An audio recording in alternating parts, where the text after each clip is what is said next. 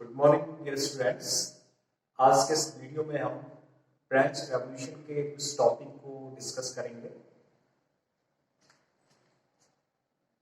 फ्रांसीसी क्रांति जो कि आपकी 1789 स्कीम हुई थी, आपने ये डेट याद रखना है, 1719 ईस्वी में। फ्रांसीसी क्रांति को विश्व क्रांति की जनक माना जाता है। यानी कि जितने भी क्रांतियां पूरे वर्ल्ड के अंदर हुई तो वे क्रांतियां फ्रांसीसी क्रांति को अपना जनक मानती है, क्योंकि उसी क्रांति से लोगों को एक विचार दिया। और वो विचार क्या दिया? स्वतंत्रता, समानता और बंधुत्व का विचार था। भारतीय क्रांति का जन्म संबंधी विचार भी फ्रांसीसी क्रांति को ही माना जाता है कि भारतीयों ने भी फ्रांसीसी क्रांति से ये विचार लिए। तो स्टूडेंट्स देखते हैं फ्रांस का जो समाज है, आप लोग यहाँ एक डायग्राम के माध्यम से दिख रहे हैं। प्रथम एस्टेट में पादरी लोग आते हैं। ये फ्रांस का क्रांति से पहले एस्टेट्स का समाज है। एस्टेट्स कैसे जो है समाज में विभाजन है, एक सामाजिक विभाजन है। यहाँ देखिए आप, पादरी है, ये प्रथम एस्टेट। प्रथम एस्टेट में पादरी लोग आएंगे, चर्च में पूजा करने वाले लोग, कुलीन वर्ग, नोबेलिटी। ये आपके द्वितीय एस्टेट में आएंगे। और ये नोबेलिटी आपको मैंने बताया था वंश परंपरा के आधार पर होगा, ना कि उपलब्धि के आधार पर। और जो तृतीय एस्टेट है, रेस्ट ऑफ द पर्सन, बाकी लोग तृतीय एस्टेट में आते हैं। तृतीय एस्टेट में कौन लोग आएंगे? व्यवसायी हो गया, वकील हो गया, किसान हो गए, छोटे किसान हो गए, कारीगर हो गया, मजदूर हो गया, नौकर हो गया, बाकी जितने भी लोग हैं ये सारे के सारे तृतीय एस्टेट हैं। तो ये सामाजिक एक प्रकार से रैंकिंग है, रैंक बना हुआ है और ये बटा हुआ है। और यही रैंक फ्रांसीसी क्रांति का एक प्रमुख कारण रहा, क्योंकि हमने सामाजिक कारण में पढ़ा है। ये सामाजिक कारण, और ये सामाजिक कारण ही फ्रांस के अंदर जो अन्य कारण है, राजनीतिक कारण है, आर्थिक कारण है। तो राजनीतिक और आर्थिक कारण भी इससे उत्पन्न हुए, इसी सामाजिक विभाजन के कारण, और परिणाम स्वरूप क्रांति हुई। तो क्रांति के समय यहां का शासक कौन है? आपका लुई सोलहवां। इसको ध्यान में रखना, आपका लुई सोलहवां। तो ये जो बटा हुआ था, यहां पर पूरा देश, आप लोग जानते हैं जैसे आज भी देश जो है मुख्य तो आय का स्रोत इसका क्या होता है? कर होता है। तो यहां जो लिया जाने वाला कर था टाइट, यहां देखा, इसको हम धार्मिक कर कहते हैं। ये क्या था आपका? धार्मिक कर। और ये टाइट, इसको कहते हैं प्रत्यक्ष कर। और इसके अलावा अप्रत्यक्ष कर भी क्या? तंबाकू पर, नमक पर, खाद्य सामग्री पर अप्रत्यक्ष कर दिया था। और ये टाइप, बहुत सारे प्रत्यक्ष कर थे, टाइप था, धार्मिक कर था। और इसी कर के माध्यम से फ्रांस का जो सम्राट था लुई सोलहवां, वो अपनी इनकम करता था। आज के दौर में देखेंगे तो कर के अलावा जो है विश्व बैंक की सहायता हो सकती है, IMF की ग्रांट हो सकता है, या किसी दूसरे देश की सहायता हो सकती है, आर्थिक पैकेज हो सकता है। लेकिन उस दौर में केवल और केवल कर ही एक मात्र साधन था राज्य का। तो हुआ क्या? फ्रांस की जो जीने का संघर्ष यहां देख रहे हैं पैदा हो गया। इसके कारण कैसे हुआ कि 1715 में फ्रांस के अंदर 2 करोड़ लगभग 30 लाख लोग रहते थे। वहां क्या होता? और जो क्रांति हुई 90 में, यहां आते आते तक 50 लाख लोगों की वृद्धि हो जाती है। और 50 लाख लोगों की वृद्धि होगी तो जो अनाज की जो मांग है वो बढ़ गई। और यहां होता क्या है? खराब भोजन। इसी दौर में महामारी, बीमारी, ये सब कुछ आता है। और उस दौर में हमारा मेडिकल साइंस इतना विकसित था नहीं, कृत्रिम सिंचाई की व्यवस्था होती नहीं थी। तो इस सब के कारण जो है, जो अनाज की जो मांग बढ़ी, और अनाज बाजार में है नहीं, अनाजों के मूल्य में वृद्धि हुई। तो परिणाम स्वरूप क्या हुआ, लोगों के सामने जीविका का संकट आ गया। और तीसरे एस्टेट के लोगों ने क्या कर दिया, इन्होंने जो है टाइल बढ़ा दिया, अप्रत्यक्ष कर को बढ़ा दिया, कृषि कर को बढ़ा दिया, और कर देने वाला एकमात्र कौन है आपका, ये वर्ग है आपका।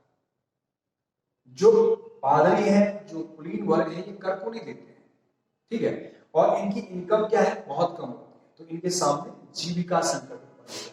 इसको कहते हैं जीने का संघर्ष। तो जीने का संघर्ष क्या है, ऐसी स्थिति जब जीने के लिए सामान्य आवश्यकता भी खतरे में पड़ जाए, तो उसको हम जीने का संघर्ष कहते हैं। दोबारा सुन लीजिए आप लोग, जीने का संघर्ष या जीविका संकट क्या है, जब जीने के लिए आवश्यक संसाधन भी खतरे में पड़ जाए, तो उस स्थिति को हम क्या कहते हैं, जीविका संकट या जीने का संकट। क्योंकि आप लोग जानते हैं कि नारा है रोटी कपड़ा और मकान, तो यानी ये खतरे में पड़ गया, भोजन भी खतरे में पड़ गया, खाद्य सुरक्षा नहीं है, तो आपके सामने जीने का संघर्ष होता है, ज्ञान होता है, ठीक है। तो यहां पे हुआ क्या है, अब एक मध्य वर्ग यहां से उभर करता है और इन्होंने इसका विरोध कर दिया।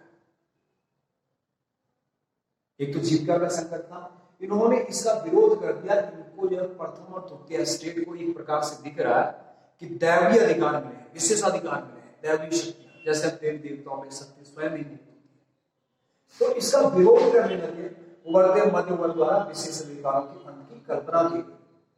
और इसके तहत एक विचार जो है डाला गया फ्रांस के अंदर, स्वतंत्रता, समान नियमों तथा समान अवसरों के विचार पर आधारित समाज की परिकल्पना यहाँ के दार्शनिक करते हैं।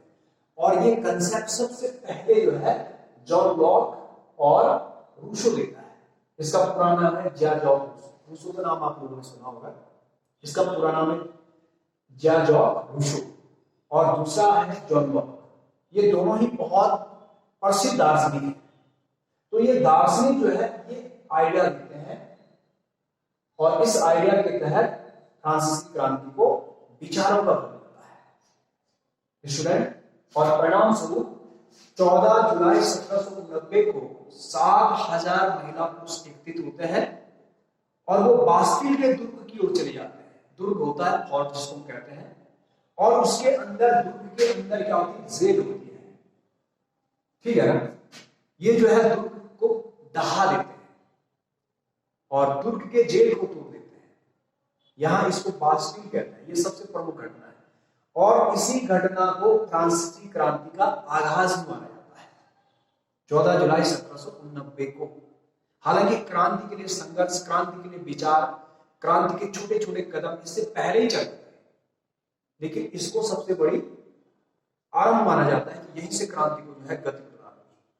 और इन लोगों ने क्या किया कि दुर्ग में बहुत सारे सरकारी जो म्यूजियम्स था वहां रखे हुए बहुमूल्य वस्तुएं, पुरानी वस्तुएं, उनको लेकर के बाजार में बेच दिया, ताकि ये लोग आंदोलन के लिए क्या जुटा पाए, पैसा जुटा पाए, क्योंकि इनके सामने आर्थिक संकट था, आंदोलन को चलाने के लिए पैसा चाहिए था, तो उससे वो पैसा जुटाने का कार्य भी उन्होंने किया।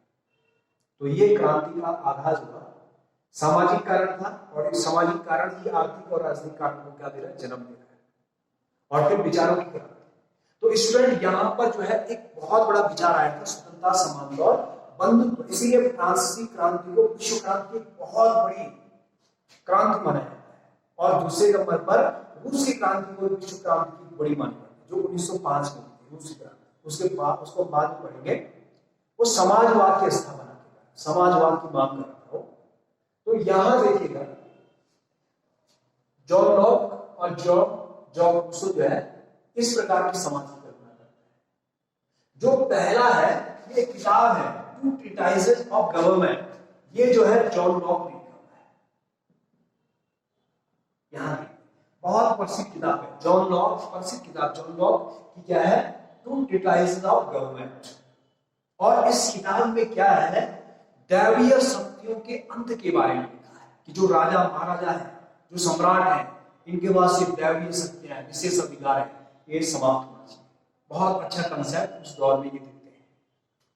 अगला है द स्पीड ऑफ लॉस, ये आपके मॉन्टेस्क्यू की किताब है, आपने सुना होगा मॉन्टेस्क्यू, ये याद रखना आपने प्रश्न है।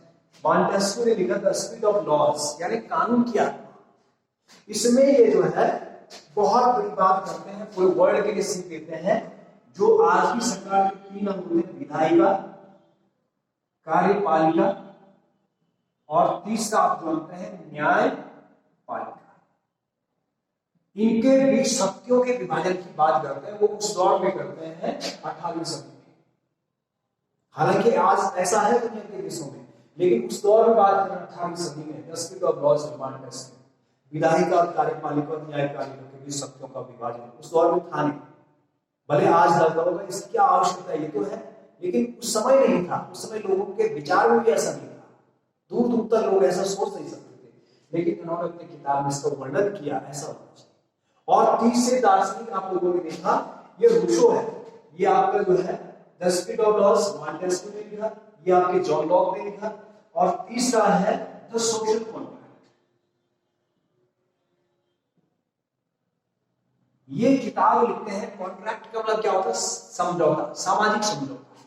तो सामाजिक समझौता नामक किताब लिखा है रूसो ने, ठीक है। इसके बारे में समाजवाद के बारे में बात करता है रूसो। तो ये 3 बहुत प्रसिद्ध किताब है इस दौर की, सामाजिक समझौता, सोशल कॉन्ट्रैक्ट आपका रूसो लिया, मॉन्टेस्क्यू ने द स्पीड ऑफ लॉस लिया, John Locke the two treatises of government, ठीक है ना, ट्रीटी से बना।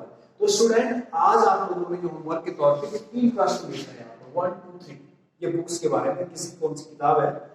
इसके अलावा जो है आप लोगों ने इसमें जो है चौथा क्वेश्चन लिखना है, प्रश्न उन जनवादी अधिकारों की सूची बनाएं जो आज हमें मिले हुए हैं और जिनका उद्गम फ्रांसीसी क्रांति में है।